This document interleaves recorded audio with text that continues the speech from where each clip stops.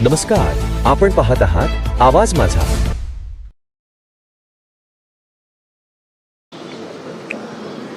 देशभरामधल्या अलीकडच्या काही घटना आपण पाहिल्या असतील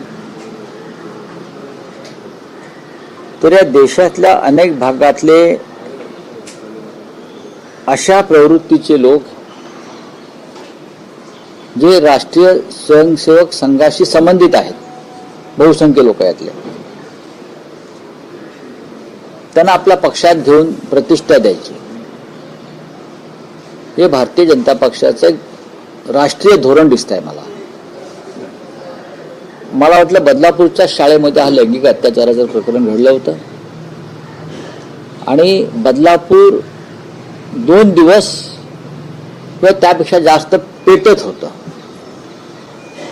आंदोलन झालं, दंगल झाली, गाड्या थांबवल्या, मुख्यमंत्र्यांना हस्तक्षेप करावा लागला, राजकारण्यांना तिकडे पाऊल ठेवू दिलं नाही.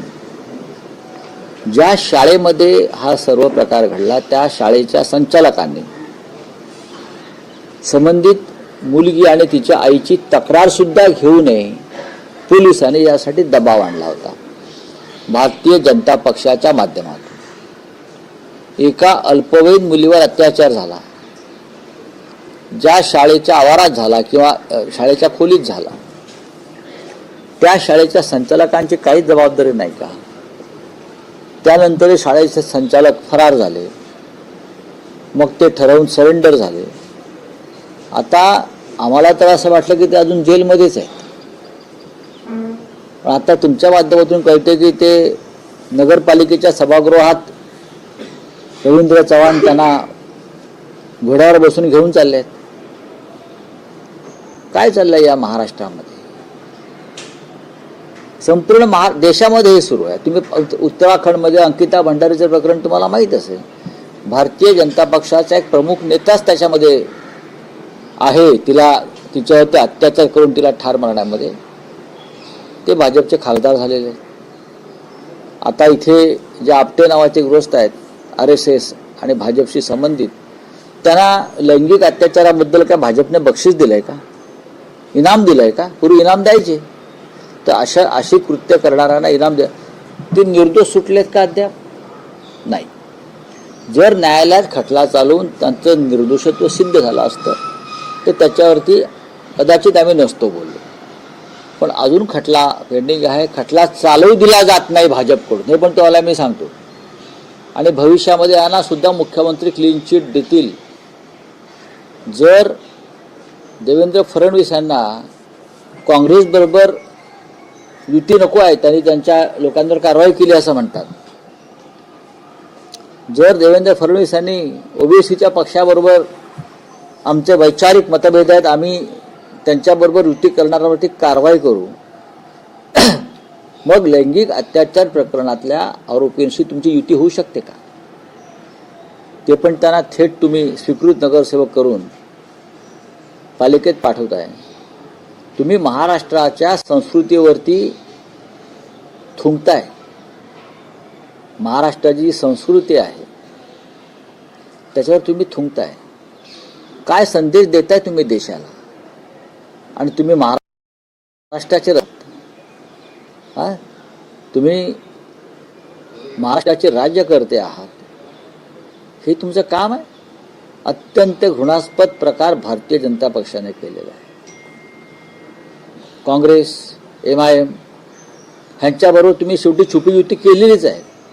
आणि आता एका बाजूला लैंगिक अत्याचारात जे प्रकरण सगळ्यात जास्त या महाराष्ट्रात गाजलं आणि जनता हादरली, त्यातल्या आरोपींना तुम्ही तुमच्या पक्षात सन्मानानं घेऊन महानगरपालिकेत पाठवताय, ते पण स्वीकृत. लज्जास्पद प्रकार आहे. राज्याच्या प्रतिमेला काळिमा फासणारे कृत्य भारतीय जनता पक्ष करताय. लाडक्या बहिणींना 1500 रुपये देऊन तुम्ही असे व्यभिचार घडवताय. लाडक्या बहिणींना 1500 रुपये देऊन तुम्ही त्यांचे अब्रू विकत घेताय. बोलिये. राऊतसाहेब, पुणे आणि पिंपरी चिंचवडमध्ये दोन्ही NCPची युती आहे. आज पहिल्यांदा असं बघायला मिळतं की पुण्यात पत्रकार परिषदेत अजितदादा आणि सुप्रिया सुळे एका मंचावर शेजारी बसून वचननामा प्रसिद्ध करतात. कदाचित महापालिका निवडणुकांनंतर असाच एक मंच असू शकतो आणि देशाच्या राजकारणात नाही याच्या नाही बघा की अजित पवार आणि सुप्रिया सुळे या एकत्र आहेत, बसलेले आहेत, याचं आश्चर्य वाटण्याचं कारण नाही. दोन पक्ष वेगळे आहेत, दोन भाऊ बहीण आहेत आणि दोन विभिन्न आघाडीतले हे लोक आहेत. एकमेकाच्या विरुद्ध वैचारिक लढाई लढणारे लोक आहेत. अजित पवार हे नरेंद्र मोदी आणि त्यांच्या विचारधारेचं समर्थन करतात. अजित पवार, नरेंद्र मोदी, अमित शहा यांच्या राजकारणाचं, त्यांच्या लोकशाही विरोधी कृत्याचं, त्यांच्या संविधान विरोधी कृत्याचं, त्यांच्या पापाचं समर्थन करणाऱ्या आघाडीमध्ये. आणि दुसऱ्या बाजूला शरद पवारांचा जो पक्ष आहे तो या सगळ्यांना विरोध करतो आहे की नरेंद्र मोदी लोकशाहीची हत्या करतायत, अमित शहा हे यंत्रणांचा गैरवापर करून विरोधकांचा आवाज दाबतायत, अमित शहा, नरेंद्र मोदी हे हिंदू मुसलमान अशा धर्मांध विचारांच्या बरोबर आहेत आणि त्यावर निवडणुका लढतात. पण आता हे दोन पक्ष एकत्र होऊन निवडणुका लढतात. याच्यावरती भारतीय जनता पक्षानं उत्तर दिलं पाहिजे. मी सुप्रिया सुळे यांना प्रश्न विचारणार नाही. आमच्यासाठी अजित पवार भारतीय जनता पक्षाच्या विरोधात जाऊन इथे आलेले आहेत आणि निवडणूक लढतात हे महत्त्वाचं आहे. पण जर आता परवा आशिष शेलार हे अजित पवारांची सावरकरांवर शिकवणी घेत होते, मग अजित पवारांना शिकवणी लावली आहे का सावरकर विचारांची? मग जर शिकवणी लावली असेल तर मग तुमच्याबरोबर ते का नाही, ते दुसऱ्या पक्षाबरोबर का आहेत? पण महाराष्ट्राच्या राजकारणामध्ये जो गोंधळ झालाय, एक डबकं झालेलं आहे आणि त्या डबक्यामध्ये बेडूक डराव करत बसल्यात. त्यांना कोणत्या विचार नाही.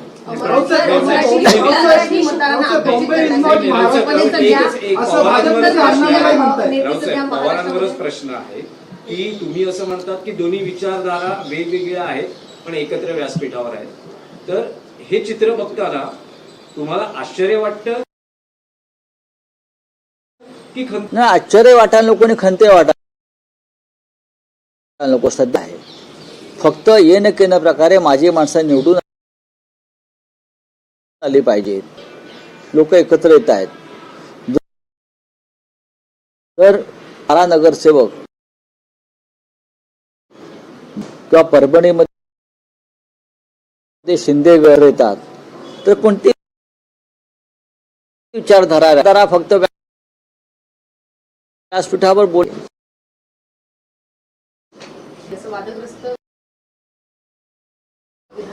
शिंदेच्या पक्षाचं काय म्हणणं आहे, जे स्वतःला शिवसेना वगैरे समजतात, आणि महाराष्ट्राचे मुख्यमंत्री देवेंद्र फडणवीस जे म्हणतात की सूर्यचंद्र असेपर्यंत मी मुंबईला महाराष्ट्रापासून वेगळं होऊ देणार नाही.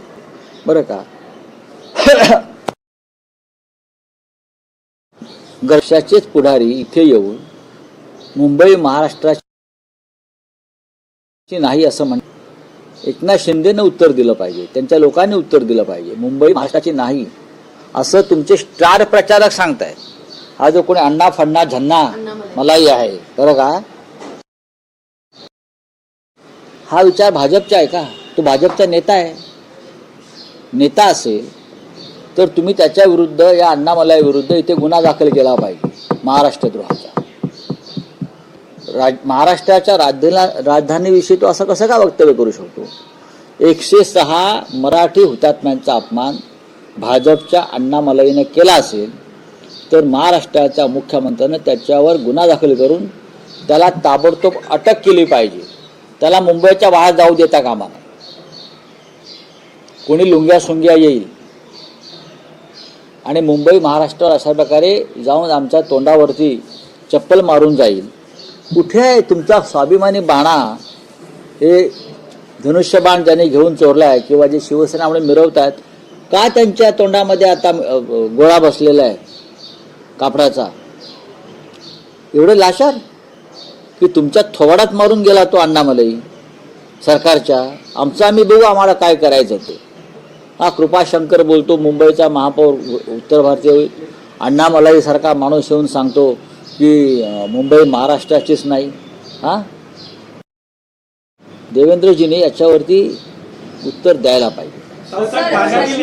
रश्मी शुक्लाने 5 दिवसापूर्वी रिटायरमेंटपूर्वी एक अहवाल सादर केला होता. मीरा भाईंदरच्या प्रकरणामध्ये देवेंद्र फडणवीस आणि शिंदे यांना गोवण्याचा प्रयत्न केल्याचा अहवाल त्यांनी सादर केला होता आणि त्यांनी संजय पांडे यांनी हा म्हणजे दबाव आणला होता. तुमच्या माहितीसाठी सांगतो, रश्मी शुक्ला या राष्ट्रीय स्वयंसेवक संघाच्या कार्यकर्त्या आहेत. त्यांचं अख्खं कुटुंब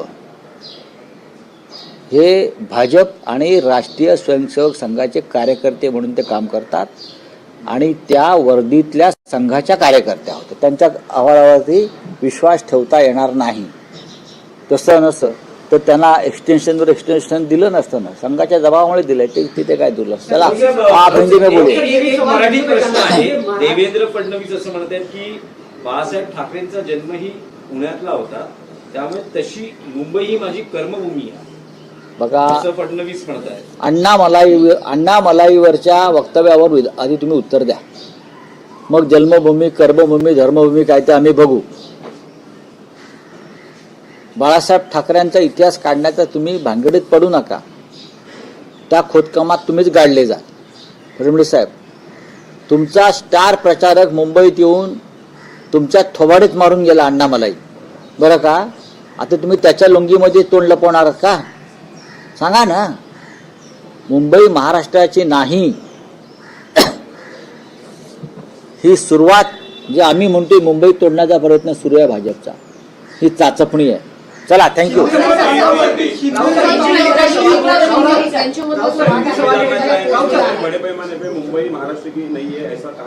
एक अन्ना मलाई आया है, कहाँ से? तमिलनाडु से. मुंबई में स्टार प्रचार है क्या बीजेपी का?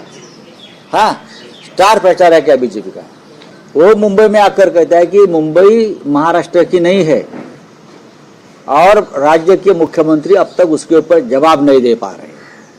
डिप्यूटी सीएम एकनाथ शिंदे भी चुप बैठे हैं, जो अपने आप को शिवसेना और धनुष्यबाण लेकर घूम रहे हैं ना, कि शिवसेना शिवसेना.